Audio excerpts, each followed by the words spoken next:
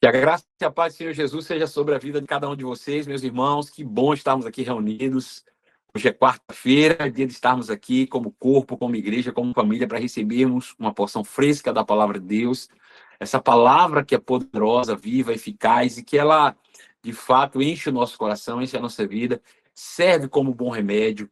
A palavra de Deus, ela de fato nos alimenta, alimenta o nosso espírito, renova as nossas forças, renova a nossa esperança. E é por isso que a gente está aqui hoje reunido mais uma vez para receber uma porção fresca da palavra de Deus, né? Para mim é uma grande honra mais uma vez estarmos reunidos. Eu fico com muita expectativa. Hoje eu passei o dia inteiro com muita expectativa desse horário, desse momento, porque compartilhando a palavra eu também recebo da palavra, eu também recebo do Espírito, eu também recebo da unção. E aí junto podemos trocar, né? Esse momento, essa força, essa energia que emana do Espírito de Deus para as nossas vidas, né? Esse culto é especialmente para você que está aqui e sabe que não está vivendo a vida como poderia, né? De fato, o objetivo do Evangelho é nos transformar. O objetivo do Evangelho é nos fazer crescer. De fato, a jornada do homem na Terra deve ser uma jornada de crescimento. Nós devemos crescer a cada dia. E o parâmetro para esse crescimento é o nosso Senhor Jesus Cristo. Nós devemos colocar ele diante dos nossos olhos e nos compararmos a cada dia. E cada dia nós devemos estar mais parecidos com ele, sermos transformados diariamente, cotidianamente, à imagem daquele que de fato nos inspira, que é o nosso Senhor Jesus Cristo. Mas para que isso se torne verdade em nós, a gente precisa alimentar a nossa alma com a palavra de Deus, que é o próprio Cristo, né? A palavra, o Espírito são um só.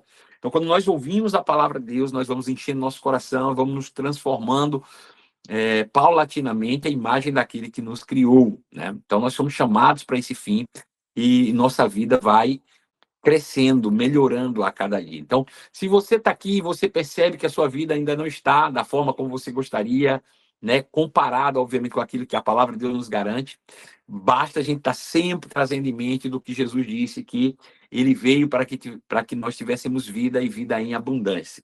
Então, ele não veio para que nós continuássemos vivendo uma vida miserável. Ele não veio para que nós continuássemos viver.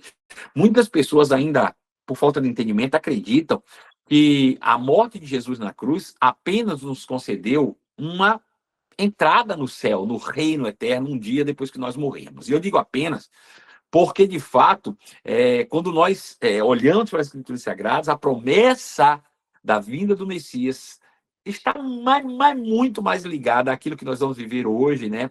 Eternamente, a partir de agora, como filho de Deus, de que, de fato, depois que nós deixarmos esse corpo, desencarnarmos, né? Enquanto nós estamos aqui, nós temos a oportunidade de manifestar quem Deus é. Depois que nós partirmos, aí nós vamos viver a plenitude com Deus, mas não vamos poder manifestar isso para as pessoas que estão aqui na Terra. Enquanto estamos aqui, temos essa oportunidade, né, de manifestar a Cristo, de refletir a imagem do Deus que nos criou. Então, a gente deve trazer isso em mente sempre. Eu estou vivendo a vida que Jesus deseja que eu venha a viver. Então, se eu não estou à altura ainda, e eu acredito que nenhum de nós chegamos ao ápice desse potencial, nós precisamos estar reunidos, receber da palavra e, por meio da palavra, nós crescermos gradativamente até que um dia nós possamos realmente chegar ao ápice do nosso potencial. Ah, pode ser que isso nunca aconteça. Enquanto nós estivermos aqui na Terra, pode ser que de fato isso não aconteça, mas não importa, a gente continua crescendo diariamente. Enquanto a gente estiver em vida, a gente tem esperança de crescimento e nos tornarmos cada dia mais parecidos com Deus. Então, olha para a sua vida, de repente você está vivendo situações, de repente não é nem só você, talvez pessoas que você ama, né, estejam passando por situações complexas e você está aqui. Então, eu costumo dizer o seguinte, que o evangelho deve ser pensado como quem viaja de avião, né? Quando você viaja de avião pela primeira vez, ou todas as vezes que você viaja de avião, mas você vai recordar da primeira vez que você viajou, quando você se assenta lá, as instruções dos comissários são bem interessantes. E eles dizem o seguinte, olha, em caso de turbulência, em caso de mau tempo, que cause turbulência, máscaras de oxigênio cairão automaticamente sobre vossas cabeças. Ele disse, coloque elas sobre a boca e o nariz e respire normalmente. Coloque primeiro em você antes de ajudar idosos e crianças. Veja, o que eu quero dizer com isso? Eu quero dizer com isso que se você tem alguém, né, próximo a você, da sua família, pessoas que você ama, que está vivendo uma situação, talvez você esteja vivendo bem, mas alguém que você ama, alguém que você gosta, não está vivendo à altura do que você sabe que ela pode viver. Mas você diz, poxa, essa pessoa deveria estar aqui para ouvir essa verdade. Não, você está aqui e você pode ouvir essa verdade. Então, salva a tua vida primeiro. Recebe essa palavra, porque o efeito que essa palavra fizer em você vai afetar as pessoas que estão à sua volta. Vai afetar as pessoas que você ama. Então, mostra para elas que aquilo que você tem recebido tem feito diferença na sua vida. Muitas vezes a gente tem falado para as pessoas e até indicado para as pessoas determinados remédios que a gente mesmo não toma, né, para resolver os nossos próprios problemas. Então é importante que você esteja salvo. É importante que você esteja bem. É importante que você esteja vivendo, de fato, a plenitude daquilo que Jesus já conquistou para você, para que você possa, através de uma boa vida que Jesus conquistou para você, possa alcançar as pessoas que você ama. Então, olha para você nesse momento e diz, eu vou receber tudo. Fala para você mesmo, diz, eu vou receber tudo. Bom, esse é o objetivo de nós estarmos aqui reunidos. Eu tenho certeza absoluta, absolutíssima, que se você pegar a palavra de Deus que será ministrada nessa noite, absorvê-la completamente, como uma esponja dissolve a água, se você absorver essa palavra, se você meditar nessa palavra e se você colocar em prática na sua vida, a sua vida será transformada. Impossível não colher resultados quando você acolhe com mansidão a palavra que em vós é implantada. Ela é poderosa para salvar a sua alma.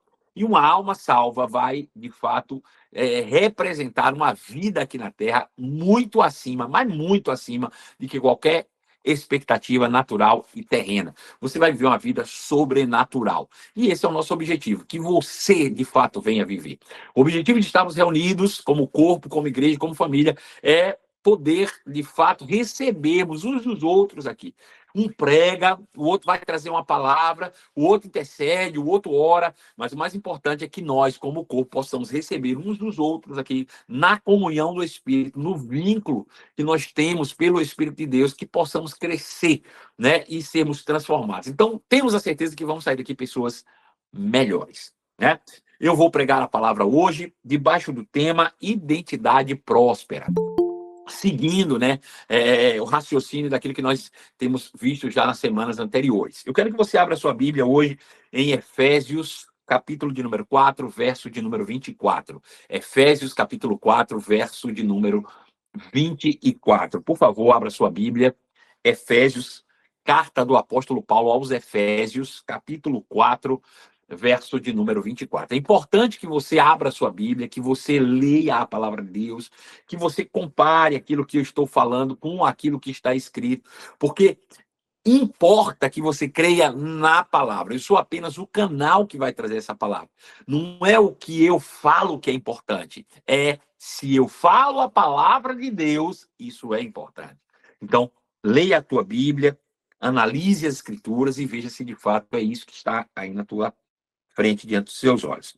Efésios capítulo 4, verso 24, está escrito assim: e vos revistais do novo homem, criado segundo Deus, em justiça e retidão, procedentes da verdade. Eu quero ler de novo, pausadamente, para que você ouça e medite nessas palavras enquanto você lê. Veja, e vos revistais. Veja, Paulo está dando um direcionamento aos irmãos de Efésios que serve para nós hoje. A gente vai tomar posse desse direcionamento nessa noite. E vos revistais do novo homem, criado segundo Deus, em justiça e retidão, procedentes da verdade. Veja, esse versículo está carregado de revelações aqui. E eu vou dizer uma coisa para você. A própria interpretação simples do texto já vai trazer muita revelação para você aqui. Se você não gosta de interpretação de texto, deveria gostar, porque a Bíblia ela exige isso de nós. Não é apenas ler, é ler, compreender, absorver isso e praticar o que a Bíblia nos instrui. E ela está dizendo aqui que nós devemos nos revestir do novo homem. Que novo homem é esse? Ele diz, o homem que foi criado igual a Deus, ou segundo Deus, ou conforme Deus, em justiça, santidade ou retidão, procedentes da verdade. Que palavra poderosa. Nós vamos orar mais uma vez e eu quero que você ore comigo. Eu quero que você peça a Deus, que é o seu Pai.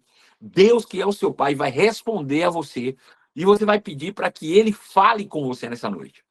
Sim, através da minha vida, mas que Deus fale diretamente ao seu coração. Deus vai trazer detalhes da tua vida. Deus vai falar sobre minúcias do que está acontecendo com você, com a sua vida. Eu tenho certeza, por meio da sua própria palavra aqui, se você orar pedindo a Deus para que fale com você, se você orar pedindo a Deus que tenha uma experiência pessoal com Ele nessa noite, através da pregação e do ensino da palavra de Deus. Então, feche seus olhos, faz uma oração sincera, objetiva, e pede a Deus para falar com você. Pai Santo e amado, fala comigo nessa noite, Pai. Em primeiro lugar, o meu coração, para que eu possa transmitir com clareza, com precisão, com honestidade, com bom humor e, acima de tudo, com respeito a cada um dos meus irmãos, a palavra que o Senhor tem trazido ao meu coração. Porque eu sei que essa palavra vai sacudir, Senhor, os alicerces da existência de cada um de nós.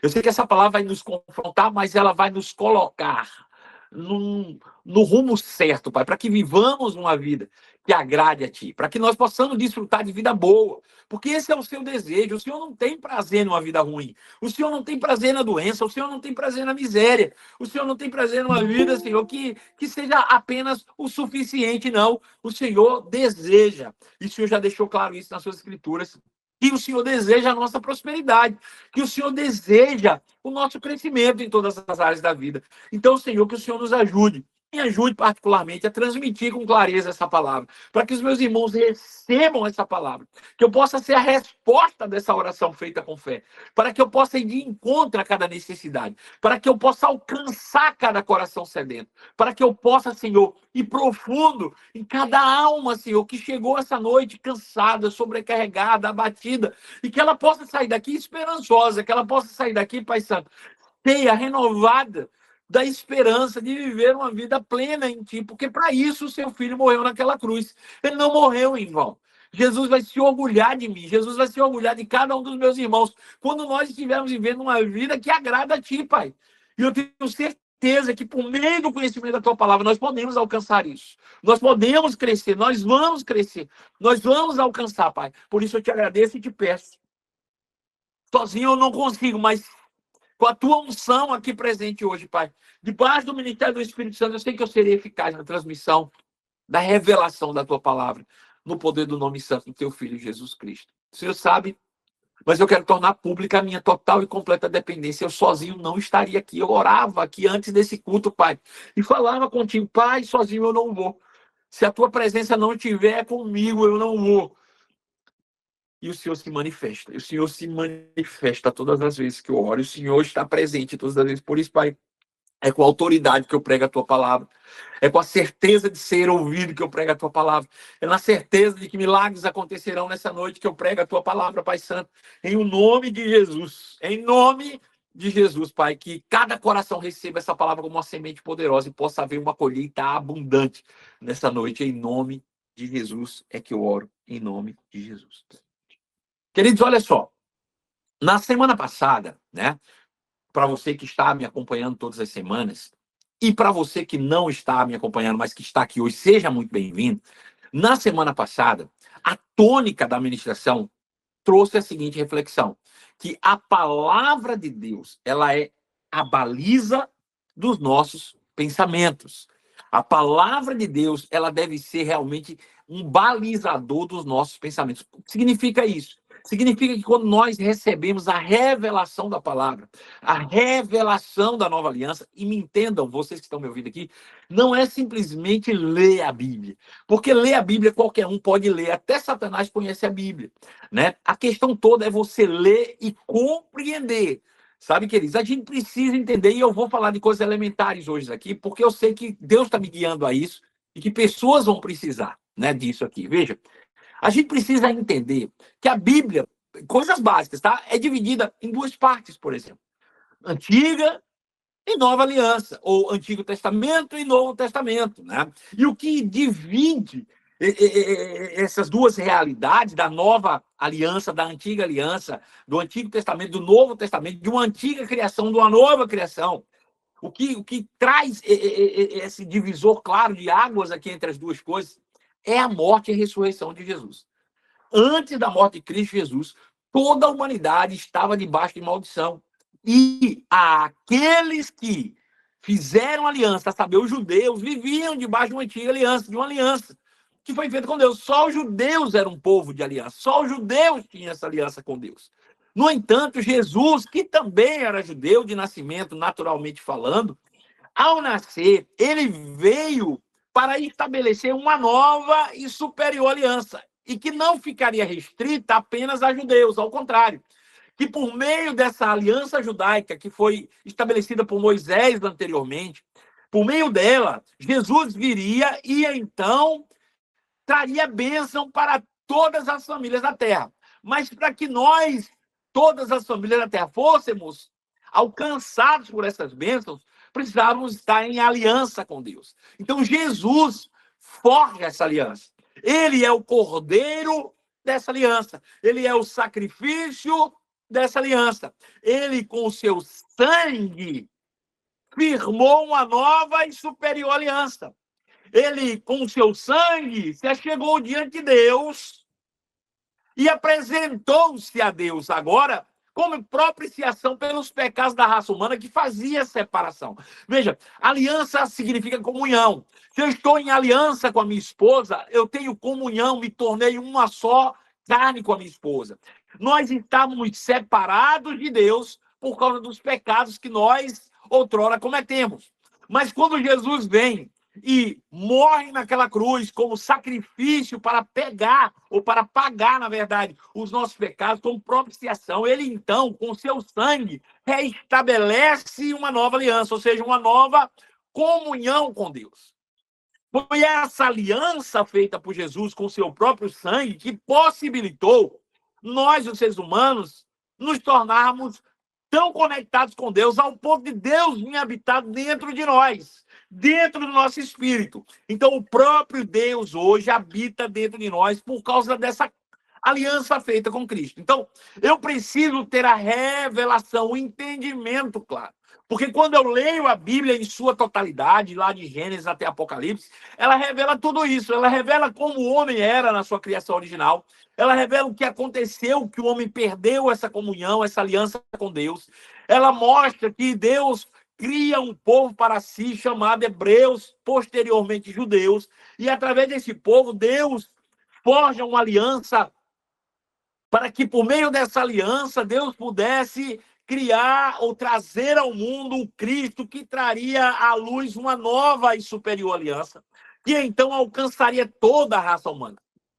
Por que eu estou falando isso? Porque, como cristão, se eu quero viver a vida, a plenitude do que Deus tem para a minha vida, eu não posso deixar de compreender essas verdades. Por quê? Porque a Bíblia, ela se torna a baliza dos meus pensamentos. Eu comecei falando sobre isso. Só que, se eu olho para a antiga aliança, que não diz respeito à minha vida, diz respeito ao modo de vida dos judeus que viveram antes de Cristo, e tentar encaixar na minha vida aquele modo de vida que era exclusivo dos judeus antes de Cristo, eu não vou alcançar os benefícios que Jesus tem. Por quê? Porque eu não estou firmado, eu não sou judeu, eu não vivo na antiguidade, eu vivo no presente e amparado por uma aliança que é até superior à aliança que eles viveram lá atrás. Sabe, o povo judeu que um dia teve aliança com Deus, mas essa aliança era inferior. Mesmo estando em alianças e desfrutando de uma bênção de Deus, eles não tinham, por exemplo, a presença de Deus neles. Mas nós, os cristãos que recebemos a Jesus como Senhor da nossa vida e fomos encaixados, colocados, batizados dentro dessa nova aliança, nós temos uma aliança tão superior a essa aliança que foi forjada com os judeus, que nós temos o privilégio de carregar Deus habitando dentro de nós. Aleluia. E isso precisa estar claro na minha mente, para que quando eu leio a Bíblia eu entenda, poxa, isso fala sobre mim, isso não fala sobre mim. Aleluia. Porque a Bíblia se torna a baliza dos nossos pensamentos. E o que isso tem a ver? Tudo. Porque o conhecimento e a revelação da nova aliança em Cristo é que nos capacita a fazer essa mensuração. Como assim? Veja, nós vimos aqui na última semana que a gente deve guardar os nossos pensamentos, porque tudo passa pelos pensamentos. Se eu começar a pensar algo errado, esse algo errado, invariavelmente, vai culminar em um comportamento errado. E o comportamento errado vai gerar resultados desfavoráveis a nós. Então, se eu quero viver uma vida plena, quero ter bons resultados, eu preciso ter um bom comportamento compatível aos resultados que eu quero ter. Só que esse comportamento, ele é precedido por bons pensamentos, pensamentos corretos. E como eu sei se esse pensamento é correto ou não? A palavra de Deus é essa baliza. Então, quando um pensamento chega na minha mente, eu comparo esse pensamento com as verdades que eu já conheço sobre a nova aliança. Então, por exemplo, eu sei que Jesus Cristo morreu na cruz do Calvário para pagar o preço pelo meu pecado. E ele pagou o preço. E esse pagar o preço significa que quando ele morreu na cruz do Calvário, eu morri naquela cruz juntamente com ele. Mas quando ele ressuscitou ao terceiro dia, eu também ressuscitei juntamente com ele. Para agora ser parte, juntamente com ele, de uma nova natureza, de uma nova criação feita em Cristo Jesus. Tornando-me alguém agora justo. Ele me justificou.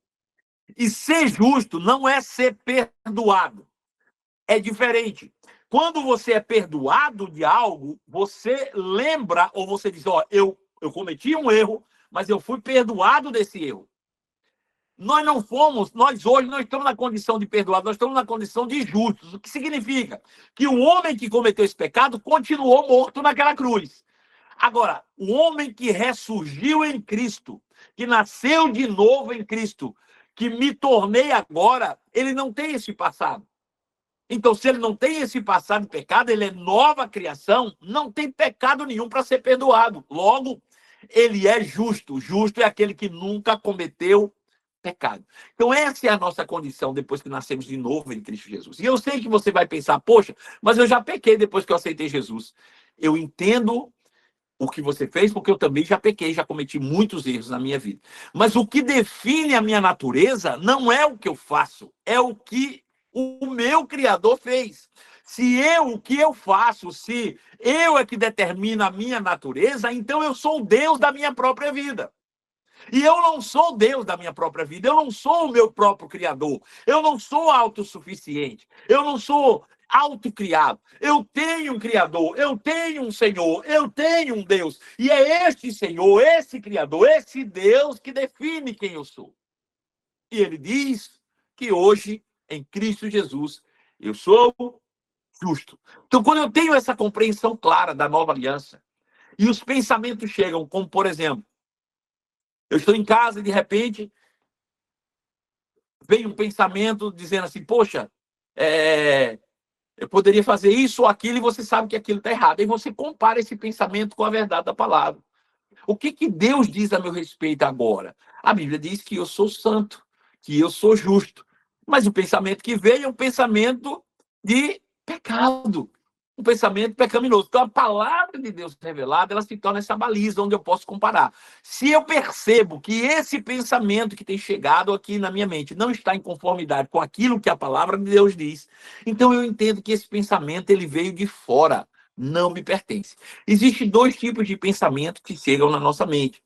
A nossa mente, ela pode ser influenciada por meio de pensamentos que vêm através do que eu vejo, do que eu toco, do que eu sinto, do que eu provo, do que eu ouço. Então, os meus sentidos naturais são as portas da minha alma. Então, esses pensamentos que vêm de fora podem ser influenciados diretamente pelo mal. Agora, quando Deus quer me inspirar, e não é só influenciar, claro que é um tipo de influência, mas é uma inspiração, Deus fala por meio do seu espírito ao meu espírito. Você já teve a experiência de ouvir a palavra de Deus e achar que nem entendeu aquilo, e de repente, dias depois, ou horas depois, você está ali e vem aquele pensamento, sobe ao seu coração, e você começa a pensar, poxa vida, essa assim que a palavra de Deus diz, olha isso. E aí você começa a se lembrar de tudo. Bom, esse pensamento é uma inspiração do coração. Então a palavra de Deus, foi isso que nós vimos na semana passada, ela é apta, ela é poderosa para fazer-nos discernir como esses pensamentos chegam na nossa mente. Se esses pensamentos são da carne ou do espírito. Se são pensamentos que são gerados pela concupiscência, pela natureza terrena, pelas coisas que estão no mundo, pelo próprio diabo, ou se é uma inspiração vinda da parte de Deus. Como, por exemplo, de repente você está em determinado lugar e vem aquele desejo, poxa, eu podia abençoar fulano, eu podia dar uma oferta a ciclano, eu podia fazer uma ligação para Beltrano e falar o quanto ele é importante.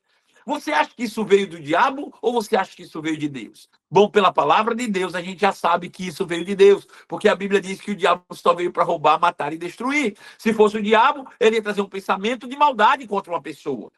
Pensando, poxa, aquela pessoa é ruim, eu odeio aquela pessoa. Esse tipo de pensamento, sim, veio do diabo. Mas um pensamento que diz, poxa, aquela pessoa é uma pessoa boa. Olha, eu queria abençoar aquela pessoa. Esse pensamento é uma inspiração que vem do coração. Então, veja, quando a gente tem essa revelação da palavra de Deus, e é isso que nós temos buscado aqui, nós temos a capacidade de discernirmos o que é certo e o que é errado. O que vem da carne e o que vem do espírito. Pensamentos que chegam na minha mente, que são pensamentos completamente carnais, mas também eu consigo discernir inspirações do coração. Quando Deus está me guiando, quando Deus está me inspirando. E nessa perspectiva toda, querido, a primeira coisa que eu devo atentar é o que eu tenho pensado sobre mim. O que eu penso sobre mim mesmo. Porque essa é a primeira coisa que nós devemos entender. Eu tenho que pensar sobre mim da forma como Deus pensa a meu respeito. Sabe? Eu preciso trazer isso com clareza na minha mente. Eu não posso pensar de mim nada diferente daquilo que Deus pensa a meu respeito. Como Deus me vê, como Deus me enxerga, como o que Deus pensa sobre mim. Bom, é sobre isso que eu devo pensar, sobre a forma como Deus olha para mim. Então, nessa perspectiva, eu queria que você abrisse sua Bíblia em Efésios, capítulo 4, verso 17. Abra, por favor. Efésios 4, 17. Vamos começar por aqui. Deus vai nos instruindo, nos dando inspiração para que a gente possa prosseguir.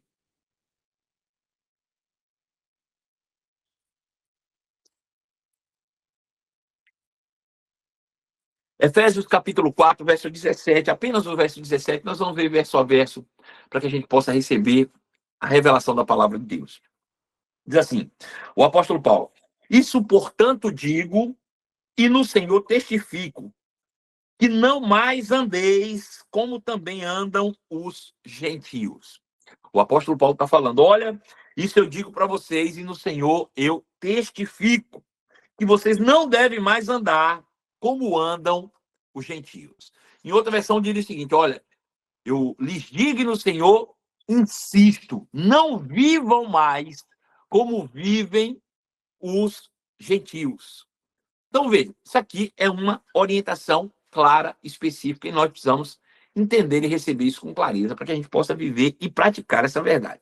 Primeira coisa, veja, esse capítulo 4, no verso 1 ainda, eu quero ler só o verso 1 para você ver, ele começa dizendo assim, ó, rogo-vos, pois, eu, Paulo, o prisioneiro no Senhor, que andeis de modo digno da vocação a que fostes chamado. Ele começa dizendo que nós devemos andar de modo digno da vocação a qual nós somos chamados. Vamos pensar nisso um pouco. Eu rogo para que vocês vivam, para que vocês andem, para que vocês ajam de modo digno, de modo idôneo à vocação ao qual vocês foram chamados. Veja, seria muito natural para mim, mas muito natural para mim, andar na rua e ver um cachorro latindo. É muito natural para mim e para você andar na rua e ver um gato miando. É muito natural para mim, né? Agora, seria estranho eu ver, por exemplo, um cachorro miando. Seria estranho eu ver, por exemplo, um gato latindo.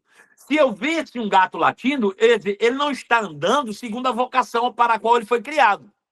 Se eu olhar para um gato e ver um gato latindo, eu digo, poxa, ele não Ele não está andando segundo a vocação para a qual ele foi criado. E o texto começa lá no versículo 1 dizendo que nós devemos andar de maneira digna à vocação para a qual nós somos criados. Isso mostra que é bem possível que nós estejamos andando ou vivendo de uma maneira diferente da nossa natureza original. É como se nós fôssemos um gato e estivéssemos andando por aí latindo. Agora, o que é que ele quer dizer com isso? É o que nós vamos ver no verso 17, ele continua dizendo: isto, portanto, eu digo no Senhor, testifico, não ande como andas os gentios. Então, eu posso andar, eu posso viver segundo a minha vocação ao qual fui chamado, ou eu posso viver segundo os gentios. Bom, isso já mostra uma coisa interessante, que o contrário de viver a vida segundo o propósito para o qual fui chamado, é viver como gentios. E o que são gentios? Gentios é o que nós éramos antes de termos aceitado a Cristo. Gentio é todo ser humano que está lá fora e que não é judeu e que também não aceitou a Cristo como Senhor da sua vida. Você certamente conhece bastante gente assim. Por mais que você seja cristão há muito tempo, eu tenho certeza que você conhece pessoas que não são cristãs, que nunca entraram numa igreja, que não conhecem a palavra de Deus, né? Que não são nascidos de novo. Essas pessoas são chamadas de gentios. A vida dessas pessoas é governada por princípios seculares ou princípios mundanos, ainda que aparentemente sejam pessoas boas, que não façam coisas degradantes, mas ainda assim elas não têm comunhão com Deus. Elas não têm onde buscar essa inspiração para viver uma vida digna. Mas elas vivem segundo o padrão do mundo. Elas são pessoas gentílicas. E a Bíblia está dizendo que nós não devemos viver como as pessoas que estão no mundo.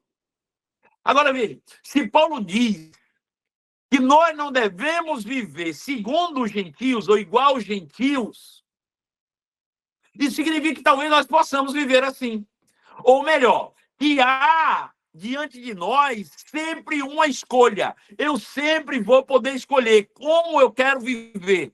Eu vou viver segundo o padrão do mundo ou eu vou viver segundo o padrão da vocação para a qual eu fui chamado, que é ser filho de Deus, ser crente, ser um ungido de Deus. Então existe diante de nós uma escolha. Deus nunca vai nos deixar, nunca vai nos obrigar a viver de uma maneira arbitrária, porque ele decidiu que tem que ser assim. Se fosse assim, era fácil, irmãos. A gente nem precisava pregar o evangelho. Mas Deus nos ama ao ponto de nos dar liberdade, e a gente só vai andar com ele se a gente quiser. A gente só vai viver como filho de Deus se a gente quiser. E eu garanto para você, viver como filho de Deus é o caminho de você viver uma vida boa. É o caminho de você viver uma vida próspera. É o caminho de você viver uma vida saudável. É o caminho de você viver uma vida de paz, de alegria, de tranquilidade. Sabe? O problema é que a gente, pela religião, acredita muitas vezes que pode viver a vida como o mundo vive e de vez em quando Deus nos abençoa como filhos. Isso não acontece, sabe? Viver resultados de filho de Deus, viver uma vida abundante, viver uma vida de prosperidade, viver uma vida saudável, é resultado de viver segundo o padrão de Deus, segundo o padrão de filhos, e não segundo o padrão do mundo. Agora veja, ele diz: isto, portanto, digo no Senhor, testifique que vocês não andem mais como também andam os gentios. Agora veja, eu não vou saber escolher corretamente o que eu devo fazer, como eu devo andar, se eu não sei como é que os gentios andam. Não adianta. Como, por exemplo, quero dar um exemplo para você aqui, para ficar bem claro na sua mente.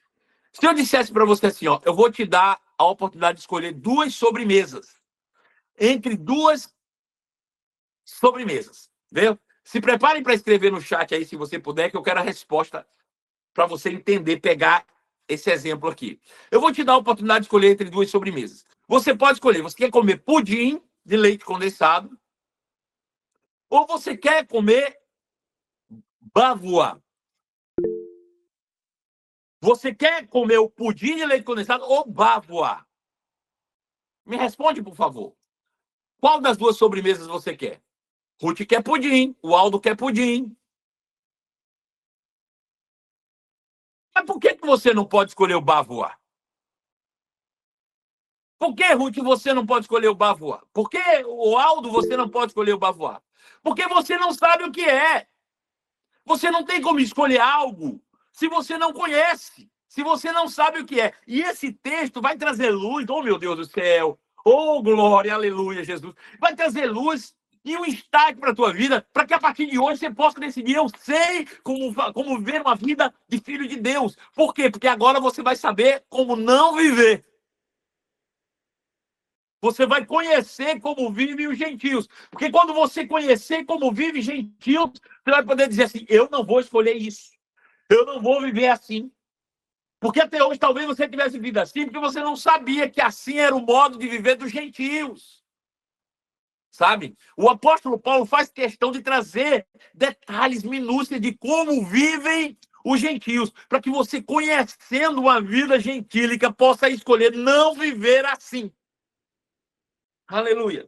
Ele diz, por isso, digo e no Senhor testifico que vocês não andem mais como andam os gentios. E como é que andam os gentios, Marcelo?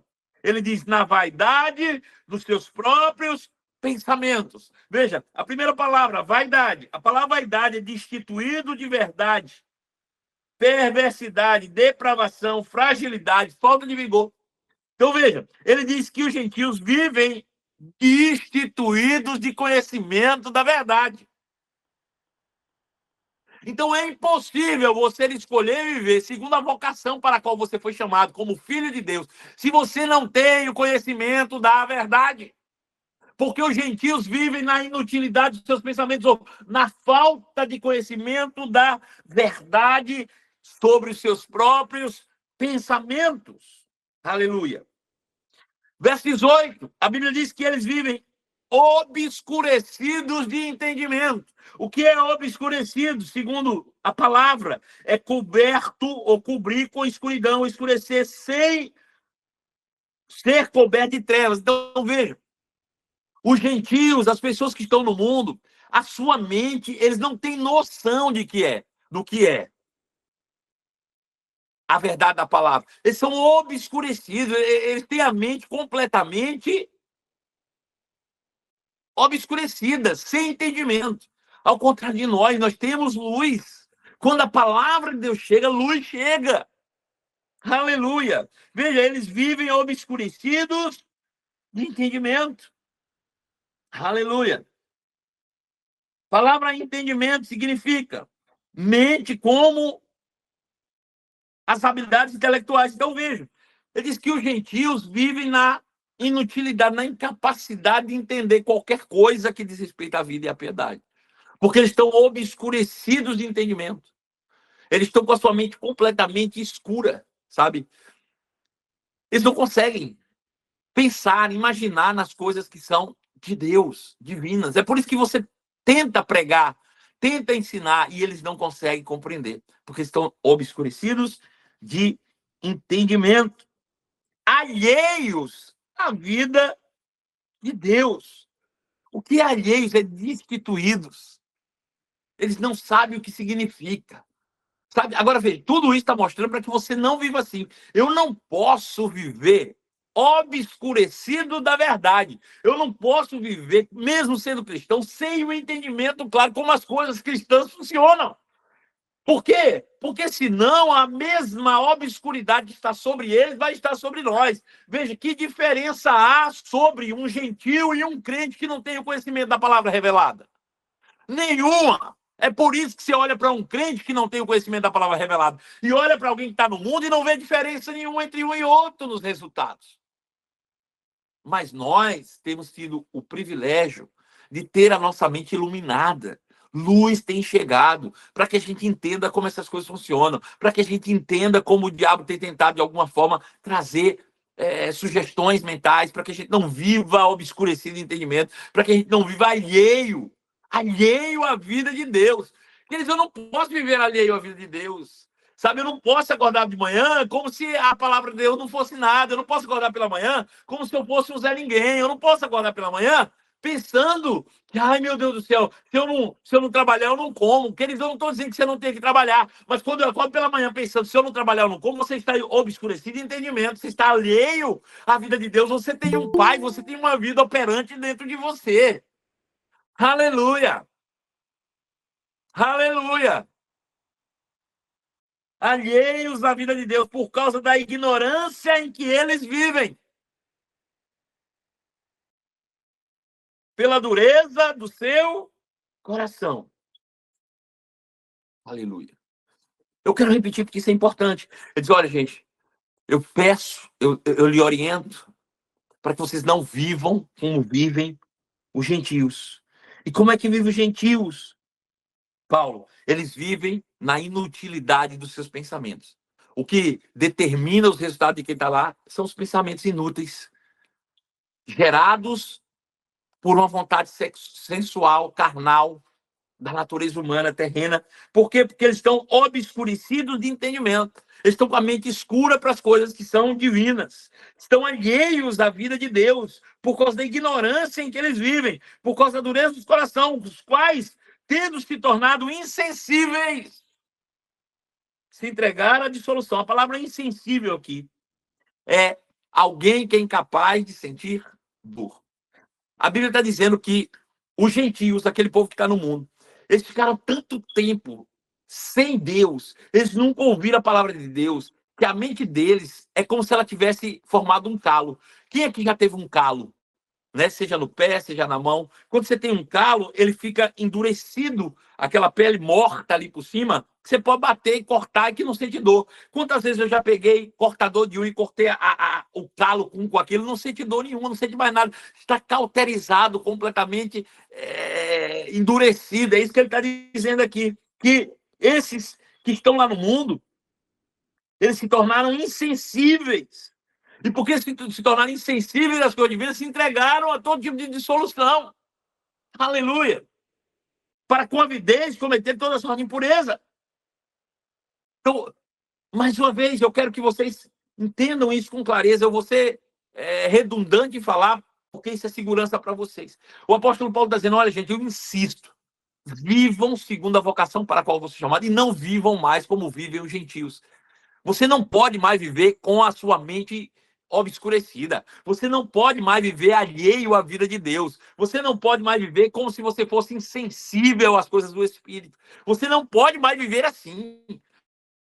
Porque isso vai levar você a uma vida completamente derrotada, a praticar ou a prática de várias coisas que não agradam a Deus. E quanto mais prática daquilo que não agrada a Deus, menos resultados você vai ter na sua vida. Aleluia! Porque ele diz, até porque não foi isto, não foi isso, ou não foi assim que vocês aprenderam de Cristo, ou sobre Cristo. Se é que de fato tendes ouvido e nele fostes instruídos segundo a verdade que há em Jesus. E de fato a gente tem ouvido, a gente tem sido instruído.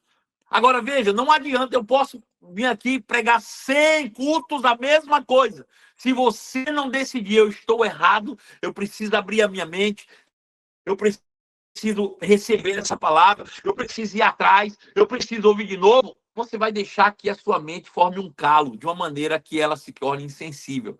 E vai bater, é igual costa de pato. Já viu costa de pato? Você tenta jogar um balde d'água e faz, e a água se espalha. Você não consegue penetrar. A palavra não consegue penetrar, porque está obscurecido, entendendo. Você não pode ser essa pessoa. Porque não foi isso que você aprendeu de Cristo. Aleluia. No sentido de que, quanto ao trato passado, quanto à forma de viver que você vivia antes, você deve se despojar do velho homem, que se corrompe segundo as concupiscências do engano, e vos renovar no espírito do vosso entendimento. Eu quero ler isso aqui em uma outra versão, que vai ficar mais fácil para você compreender. Aleluia. Louvado seja o nome de Jesus. Verso 20. Mas não foi isso que vocês aprenderam de Cristo. Uma vez que vocês ouviram falar de Jesus e foram ensinados sobre a verdade que vem dele, livrem-se, livrem-se, livrem-se de toda a sua antiga natureza e de todo o seu velho modo de viver, que foi corrompido pelos desejos impuros e pelo engano. Como é que eu vou me livrar disso? Essa é a questão. Pastor, eu até queria, mas não consigo. Eu queria me livrar desse velho homem. Eu queria me livrar do trato passado. Sabe, eu tenho sofrido com isso, porque eu não consigo me livrar daquilo. Eu sei como você está se sentindo, porque eu também já me senti assim. De você estar vivendo repetidamente uma coisa que você sabe que não deveria estar fazendo, mas você continua fazendo e você não consegue se livrar. E você, como é que eu vou conseguir? E ele vai nos ensinar aqui. Se você está passando por isso, você olha para você e diz, poxa, eu entendi tudo isso que você está falando, mas eu não consigo me livrar de certas práticas. Eu não consigo me livrar porque eu já venho carregando isso de muito tempo. Talvez seja avareza, talvez seja mágoa no coração, talvez seja falta de perdão, talvez seja pecados de estimação, sabe? Mas, ó, eu estou no meu coração que talvez seja avareza mesmo, sabe? Você não consegue, você está preso na questão financeira, ali no dinheiro, e a sua vida não avança, não cresce, não se desenvolve nessa área, porque ali está ali, você não consegue, você vai na igreja, você ouve, mas parece costa de pato, a gente fala, você sacode, vai embora amanhã, já não lembra mais, e aí joga mais água, você sacode, e não entra, por quê? Porque existe um calo sobre aquilo ali, e o que eu preciso fazer? Jogar luz nessa escuridão. Eu preciso jogar luz nessa escuridão, e é o que ele vai ensinar, portanto, deixem que o Espírito renove os seus pensamentos e atitudes. Sabe o que eles? Eu preciso ter uma íntima comunhão com o Espírito Santo e permitir que ele me guie pelas Escrituras Sagradas. Eu não sei você, mas quantas vezes eu fui para a Bíblia e às vezes me veio alguns versículos na mente que eu sei que ia tratar comigo questões que eu precisava e eu fugi de tais versículos. Aleluia.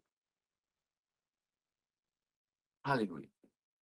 Você precisa se debruçar. Se você sabe que esse é o problema, vai atrás de mensagens sobre esse tema. Deixa o Espírito tratar com você. Eu sei que isso vai doer, mas deixa eu te dizer, quando você tem uma ferida, você tem que limpar. Se não limpar, você perde a perna. Então é melhor que doa para raspar de que você perdeu o membro. Aleluia. Se existe alguma área da tua vida, seja na questão financeira, seja na questão de perdão, seja pecado, seja o que for, traz luz sobre isso. Sabe, vai para a Bíblia, busca os textos, lê, estuda, deixa que o Espírito ministre essas verdades ao seu coração. É o que ele está dizendo, deixa que o Espírito renove seu pensamento. Porque a palavra de Deus ela é mais importante que qualquer espada de duas faces, ela penetra. É só a palavra, Deus vai conseguir livrar você disso. Aleluia! Deixe que o Espírito renove os seus pensamentos e atitudes. E então, uma vez renovado no modo de pensar, você vai então se revestir da sua nova natureza que foi criada segundo Deus. Segundo Deus. Em justiça e santidade, proveniente da verdade. Ou seja, nós somos criados, e é isso que você tem que trazer em mente. Veja, por mais que o diabo tente trazer para você os pensamentos do velho homem, do que você fez, de como você agia, e você continua agindo, porque você não consegue se livrar disso, você tem que trazer à sua mente o tempo todo, eu fui criado igual a Deus, eu fui criado igual a Deus, eu fui criado igual a Deus, em justiça e santidade, eu sou justo, eu sou santo, eu fui criado igual a Deus. Se for necessário, escreve na tua parede, bota diante do teu computador, bota no para-brisa do teu carro, e sai falando, eu fui criado semelhante a Deus. Enquanto você não entender que isso é uma verdade para a sua vida e que essa é a sua realidade, eu sou criado igual a Deus, em justiça e santidade, eu sou justo, eu sou santo, eu sou justo, sou santo, fui criado igual a Deus. Você não vai conseguir quebrar esse calo, tirar essa obscuridade da sua mente. Então, aleluia. A gente precisa entender que fomos recriados em Cristo Jesus, ou seja, restaurados em nossa originalidade. Quando Jesus diz que nós somos criados aqui, segundo Deus, ele não está fazendo nada novo, sabe? Isso pode soar estranho para vocês dizer, peraí, como é que eu posso ser igual a Deus?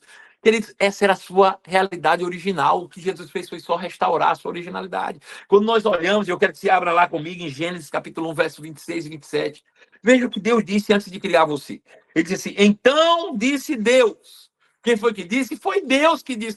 Não fui eu que disse. Não foi o pastor que disse. Não foi o apóstolo que disse. Não foi o profeta que disse. Não. Foi Deus. Deus é que disse. Então Deus disse. Gênesis capítulo 1, verso 26. Deus é que disse, foi Deus, o Deus criador do universo, o Deus que não mente, o Deus que não pode se enganar, o Deus que sabe de todas as coisas, o Deus que é todo-poderoso, o Deus que é onisciente, onipresente, onipotente. Esse Deus que criou tudo o que existe, ele disse, eu vou criar Marcelo, a minha imagem, conforme a minha semelhança. Eu vou criar Alain, a minha imagem, conforme a minha semelhança. Agora veja, se ele disse que ia te criar semelhante a ele, quem é você para dizer que você é diferente disso? Sabe, a gente se achando humilde, a gente é arrogante. A gente se coloca no lugar de Deus. Porque Deus disse, eu te criei semelhante a mim. E eu fico dizendo, Senhor, me ajuda a prosperar. Ele disse, ajuda o quê, rapaz? Me ajuda a prosperar mais do que o que você já é próspero. Você acha que Deus pode ser mais próspero do que ele já é? Você acha que Deus pode ser mais santo do que o que ele já é? Você acha que Deus pode ser mais justo do que o que ele já é? Bom, você foi criado semelhante a ele. Por que você está querendo mais do que? Aleluia! E Deus, então, criou o homem à sua imagem. A imagem de Deus o criou, o homem e a mulher os criou. Agora veja. Deus nos criou semelhante a ele. Deus criou Adão e disse, Adão, você é semelhante a mim. Vai, manifesta isso agora. Vai lá, brilha. Deus não ia mandar você fazer algo, queridos, diferente daquilo que ele te criou para ser e fazer. Então ele te criou semelhante a ele. Ele criou Adão. Vai, Adão, vai. Criou Eva, disse, Eva, você é semelhante a mim. Vai, Eva. Mas aí em Gênesis capítulo 3, do verso 1 ao verso 5, o diabo chega para Eva e diz assim, foi isso mesmo que Deus disse? Que você não pode comer de nenhum dos frutos do jardim? E ela começa a responder, não, foi bem isso não. Ele disse que eu posso comer do fruto do jardim, só da árvore do conhecimento do bem e do mal, que eu não posso comer, que ele indica que eu comer, certamente eu morrerei. Ele disse, claro que não morrerá. Deus está mentindo para você. É que Deus sabe que no dia que você comer, você se torna semelhante a ele. Veja, o que o diabo está dizendo para Eva aqui? Ei, você não é o que Deus disse que você é. Você não é semelhante a Deus. É isso que, é isso que o diabo está dizendo. Agora veja, quando ele faz isso, né, você não é o que Deus disse que você é. O que ele está fazendo? Ele está indo atacar direto o cerne da questão. Ele está indo atacar direto o que traz equilíbrio para a vida humana, que é a identidade do homem. É a primeira coisa que o diabo tenta atacar na vida do homem, é a sua identidade. Veja, não foi diferente com Jesus, Lucas capítulo 4, verso 1. A Bíblia diz que Jesus, cheio do Espírito Santo, voltou do Rio Jordão e foi conduzido pelo Espírito no deserto, onde foi tentado pelo diabo durante 40 dias. Não comeu nada e durante todo esse tempo teve fome. Então o diabo chegou e disse, se você é filho de Deus. Agora veja, Jesus que acabara de sair do Jordão, e lá teve uma experiência extraordinária, onde Deus disse, eis aí meu filho amado, em quem eu tenho prazer. Não foi só Jesus que ouviu, aqueles que estavam ali presentes, que ouviram, testemunharam. Imagina Deus falando, tu és o meu filho amado, em quem eu tenho prazer. E Jesus sai dali cheio do Espírito e vai para o deserto. E sabe qual é a primeira tentação do diabo? Você não é filho de Deus. Se você fosse, você podia transformar essa pedra em pão e matar a tua fome. Você não é. Sabe? Ele ataca onde o cerne, o equilíbrio. Porque ele sabe que se roubar a tua identidade, ele te roubou tudo. Se o diabo tirar de você a identidade, ele te roubou tudo. Deixa eu te dizer, a gente costuma dizer, olha, eu sou sarado, eu sou curado, eu sou rico, eu sou próspero. E tudo isso é verdade.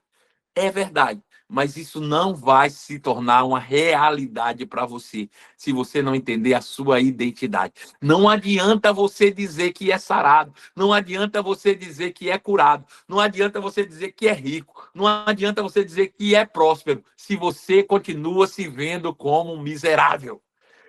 Se o diabo continua te botando na parede, dizendo você não é filho de Deus, coisa nenhuma, olha para você. Olha, você não tem nem roupa direito para vestir. Olha, você não tem como pagar suas contas. E ele rouba a tua identidade.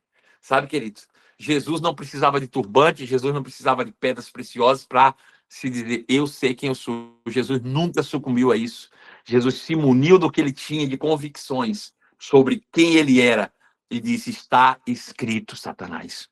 Ele sabia exatamente quem ele era e ele não abriu mão da sua identidade. Aleluia. Então nós precisamos proteger a nossa identidade. É isso que nós vamos fazer. Proteger a nossa identidade. Porque é nisso que o diabo está te ganhando. É nisso que o diabo está tirando você do foco. Deixa eu te dizer uma coisa. Pode parecer uma coisa difícil de diabo. Não, mas isso o diabo não vai tirar. Eu sei que eu sou filho de Deus, sabe? Então tá bom, beleza. Quando você começa a orar ou a pensar assim, não, rapaz, eu vou batalhar, eu vou fazer, eu vou ter uma ideia maravilhosa, eu vou construir algo aqui, porque eu quero ser um homem muito rico. Pronto, o diabo já roubou a tua identidade. Eu vou me esforçar, eu vou para academia para me ter um corpo saudável. Ei, o diabo já roubou a tua identidade. Por quê? Porque quando você entende quem você é, dentro do que você é, já tem prosperidade.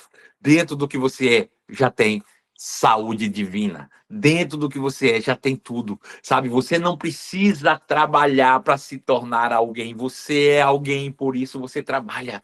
Você não precisa se esforçar e crer que para que você seja curado. Não, você é saudável. Você tem um corpo saudável. Você é filho de Deus. Por que eu posso afirmar isso? Porque eu sou semelhante a ele e Deus não tem falta de nada.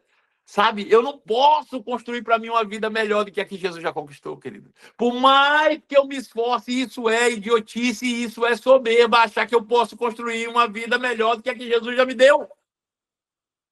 Eu preciso aceitar. Eu preciso aceitar que ele me deu a sua própria vida. Eu preciso aceitar que ele me deu a sua natureza. Eu preciso aceitar que ele me fez semelhante a ele. Eu preciso aceitar que hoje eu sou reflexo dele na terra. Eu preciso aceitar que eu sou perfeito. Eu preciso aceitar que eu sou justo. Eu preciso aceitar que eu sou próspero. Eu preciso aceitar que eu sou filho. Aleluia! Jesus disse: no dia que você entender que você é filho, o filho vai libertar você. Aleluia. Jesus não está falando sobre ele libertar eles. É a compreensão de que eu sou filho que me liberta. É quando eu entendo que eu sou filho que eu sou livre. Aleluia. Se o Filho vos libertar, verdadeiramente sereis livres. Então, é quando eu entendo a minha identidade, eu serei livre. Eu só serei livre de fato, irmãos, completamente livre, quando eu estiver convicto da minha identidade de filho. Aleluia. Do contrário, eu continuo preso no sistema. Do contrário, eu continuo preso no sistema. Não adianta eu tentar me esforçar para ser santo se eu não entender que eu sou filho. Não adianta. Você vai continuar trabalhando na religião, se esforçando para fazer algo que você já é. Aleluia. Então, a primeira coisa que eu preciso fazer é entender que eu sou aquilo que Deus pensa sobre mim. Que eu sou aquilo que Deus diz a meu respeito. Eu sou isso. Então, eu citei algumas coisas aqui só para que você comece a meditar sobre isso. Depois, se você quiser escrever essas coisas, assista de novo essa pregação e anote tudo isso. Mas você precisa dizer todos os dias: eu sou filho de Deus, porque eu fui criado semelhante a Ele. Eu tenho a sua própria natureza. Eu sou filho de Deus. Eu sou justo. E eu poderia aqui usar versículos bíblicos que eu posso te dar aqui, depois eu posso anotar para você. Eu sou filho de Deus. Como você tem certeza disso? Porque a palavra diz que o próprio Espírito testifica ao meu espírito que eu sou filho. Porque a palavra diz que todos aqueles a quantos receberam, deu-lhes o poder de serem feitos filhos de Deus. A Bíblia diz que eu sou justo, eu sou justo, eu sou justo. Como é que você pode provar que você é justo? Porque a Bíblia diz, em Romanos capítulo 5, verso 1, que justificados, pois pela fé temos paz com Deus, que eu sou justo.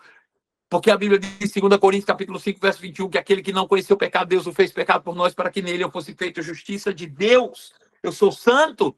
Como é que você sabe que eu sou santo? Por que você tem tanta certeza? Porque a Bíblia diz que eu fui predestinado para ser santo e habitar em sua presença. Efésios capítulo 1, verso 3 e 4.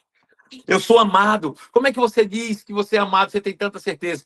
Porque João disse: amados, amemos-nos uns aos outros, porque o amor procede de Deus. Ele me chamou de amado. E ele disse mais ainda em Efésios capítulo 5, verso 1. Sede imitadores de Deus como filhos amados. eu sou amado, eu sou rico. Como você tem tanta certeza disso? Porque a Bíblia diz que nós conhecemos a graça do nosso Senhor Jesus Cristo, que sendo rico se fez pobre por amor de nós, para que por meio da sua pobreza nós nos tornássemos ricos. Eu sou rico, eu sou rico, eu sou sarado. Quer dizer, eu não sou curado porque eu não tinha doença, eu sou sarado, eu não tenho doença. Você acredita em cura, eu não acredito em doença. Doença não faz parte da minha natureza, doença não faz parte da nova criação, doença não faz parte do filho. Doença não faz parte, eu sou sarado, eu tenho corpo são, mente sã, a vida sã. Aleluia! Eu sou próspero. Eu sou fiel, eu sou a luz do mundo. Aleluia, eu sou a luz. Aonde eu chego, luz chega. Aonde eu chego, conhecimento chega. Aonde eu chego, as trevas têm que sair. Eu sou o sal da terra. Todo lugar que eu chego, o ambiente fica agradável, porque eu trago tempero, porque eu trago o sal da terra. Aleluia, eu sou a imagem de Cristo, eu sou o herdeiro de Deus, eu sou livre da maldição, eu sou mais do que vencedor, eu sou amável. Eu sou gracioso, eu sou perseverante, eu sou generoso. Aleluia. Então veja, queridos, eu quero te dar uma última orientação e a gente vai terminar aqui. Eu sei que eu já até passei do tempo, mas eu precisava falar. Você vai me desculpar pelo tempo, mas eu precisava falar, eu precisava colocar para fora, eu precisava pregar. Aleluia. Louvado seja o nome de Jesus. Sabe, nós, quando somos confrontados acerca dos resultados que nós temos na vida, a primeira coisa que a gente busca fazer é tentar justificar as nossas ações, criar justificativas para elas. Foi assim com Adão. Deus chega para Adão e diz: Adão, você comeu, porventura, do fruto que eu te ordenara não comesse? E ele pode dizer: sim, eu comi. Ou então dizer: não comi. Aquele era o estado dele, ponto.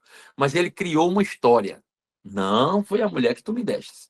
E assim a gente faz, sabe? Não, por que você não está agindo corretamente em determinada área da sua vida? Ah, pastor, porque é difícil, é porque isso. Porque...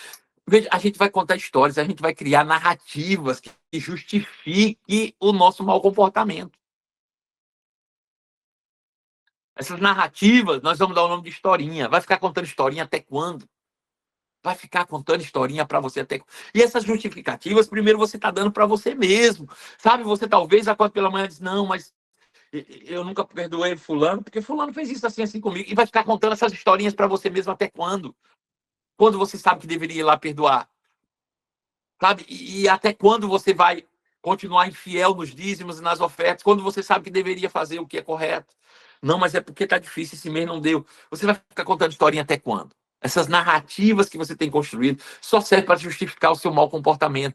Ao contrário, todas as vezes que você tiver um mau comportamento e que vier uma historinha já dessa pré-fabricada pelo diabo para você trazer justificativa para o seu mau comportamento, crie uma narrativa de bênção, de prosperidade e diga o contrário daquilo que o diabo tem dito. Sabe? Olha, Satanás, até hoje eu até não consegui andar em retidão com isso. Mas a partir de hoje eu vou agir assim porque eu sou isso, isso. E você fala, ao invés de justificar, você fala aquilo que a palavra de Deus fala a seu respeito. Então, ao invés de criar justificativas, narrativas, historinhas para os seus erros, crie novas narrativas com as verdades da palavra de Deus. Isso vai ajudar você a sair do buraco que você se meteu. Amém? Pai Santo e amado, eu quero te render graça em nome de Jesus pela tua inspiração, pela tua palavra, pelo teu espírito. Eu te dou graças pela tua unção presente aqui, Senhor. Eu tenho certeza que cadeias foram quebradas nessa noite. E eu declaro vidas sendo completamente transformadas, milagres acontecendo. Pessoas vão se levantar daqui hoje e nunca mais vão criar historinhas para a sua própria vida. Ao contrário, vão se levantar por dentro, na certeza, protegendo, guardando a sua identidade. Sou filho, sou imagem de Deus, sou semelhante a Ele. Nada pode me parar, nada pode me parar, nada pode me parar. Queridos, você pode criar milhares de narrativas novas com base na palavra de Deus. Eu tenho os anjos de Deus trabalhando em meu favor, uma bela narrativa para você contar, ao invés de ficar contando historinhas justificativas, não é? Eu sou mais do que vencedor, eu posso todas as coisas naquele que me fortalece. Então, que Deus possa trazer estratégias para que você realmente consiga superar esse momento que você está vivendo e consiga viver a vida plena que Deus preparou para você. Amém? Que Deus abençoe todos nós.